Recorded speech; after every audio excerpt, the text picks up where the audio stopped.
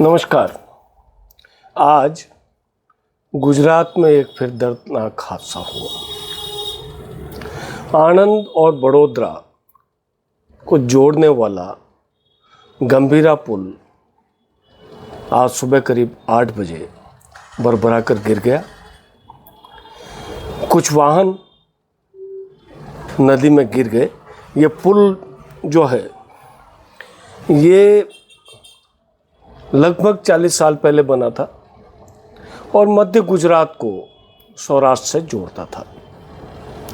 हादसा हुआ और पुल ऐसा गिरा कि उस पे चल रहे वाहन नदी में, महिसागर नदी है, महिसागर नदी में समा गए। एक ट्रेलर वो पुल पे लटक गया और कुछ कारें और अन्य वाहन, पिकअप वगैरह, ये सब इस हादसे में नदी में गिर गए। अब तक लगभग 10 लोगों की मौत की खबर आ रही है, लेकिन इस हादसे ने कई सवाल खड़े कर दिए हैं। पहले बिहार और अब गुजरात। ये बार बार पुल क्यों गिर रहे हैं? क्या ठेकेदार को दोष देके बचा जा सकता है, या ऐसे हादसों के पीछे सरकार की भी कोई जिम्मेदारी होती है? आज जो ये आणंद और बड़ोदरा को जोड़ने वाला ये जो ब्रिज गिरा है, इसका नाम है गंभीरा ब्रिज। और आणंद जिले के जिस इलाके में जिस गांव में ये ब्रिज गिरा है, वहाँ की जिला पंचायत के सदस्य जो हैं हर्षद सिंह परमार, इनका बयान भी सामने आया है।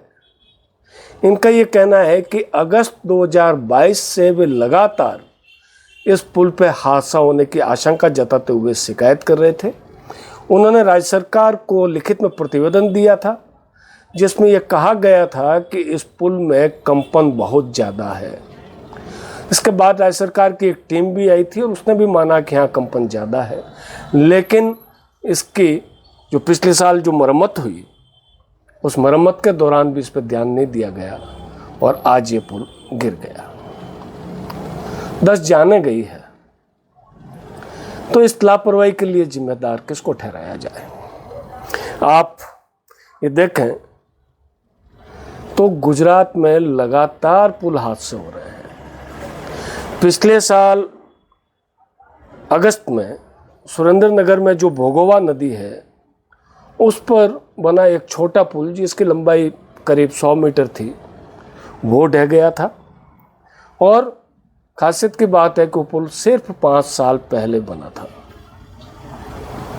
मोरबी का हादसा आपको याद होगा, 2022 में यह हादसा हुआ था जब केबल ब्रिज जो है वो गिर गया था और उसमें लगभग 140 लोगों की मौत हो गई थी। लेकिन आज तक ये सामने नहीं आ पाया है कि इसके लिए जिम्मेदार कौन था। और इससे पहले अगर हम बात करें तो 2021 में भी अहमदाबाद और पालनपुर में बनते बनते यानी निर्माणाधीन पुल गिर गए थे।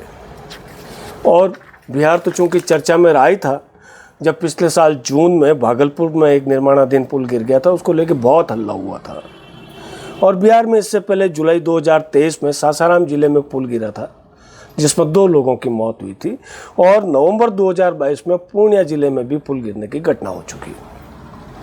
राजस्थान की बात करें तो चंबल नदी में 2009 में निर्माणाधीन पुल गिरा था और उसमें जो कंपनियां इसका निर्माण कर रही थी, उनके खिलाफ बाकायदा मुकदमा भी दर्ज हुआ था।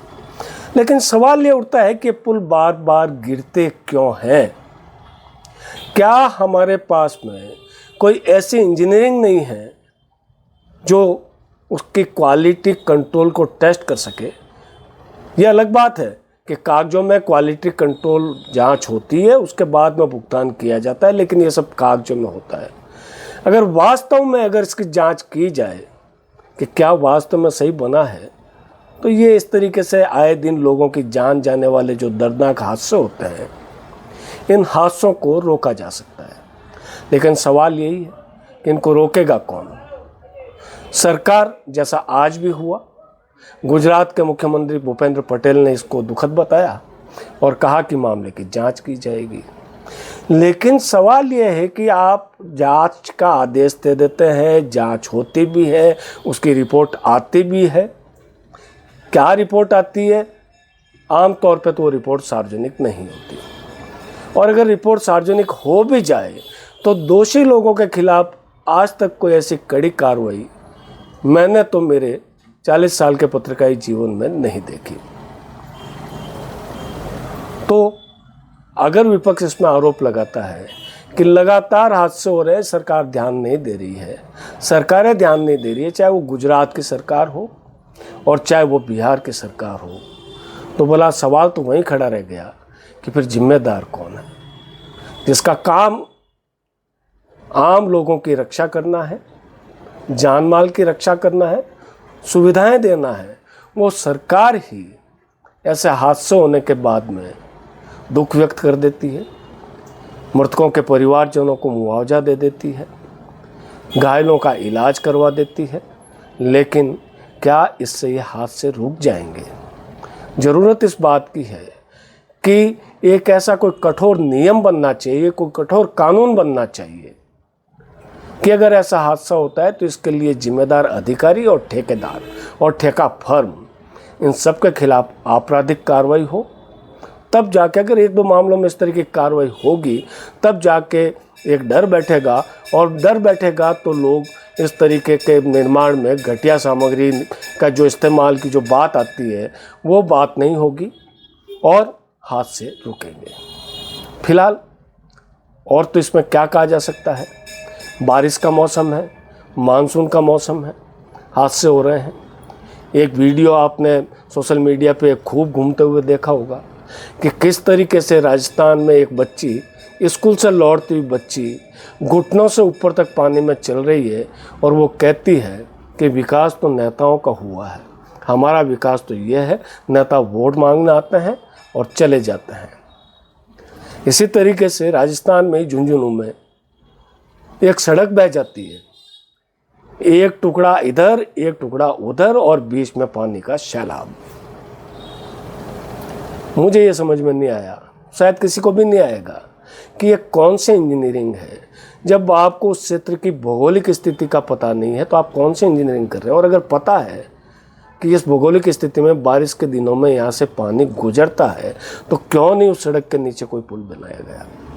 खैर, सरकारें हैं, अपने हिसाब से काम करती है, लेकिन चूंकि आज एक वेदना है मन में कि ऐसे हादसे बार बार क्यों होते हैं, चाहे वो गुजरात के बड़ोदरा और आनंद को जोड़ने वाला पुल हो, चाहे मोरबी का केबल ब्रिज हो। हादसे अगर हम याद करें तो ऐसे हादसे भी हुए हैं कि पुल पर चलती हुई ट्रेन नदी में गिर जाती है, 130 लोग मर जाते हैं।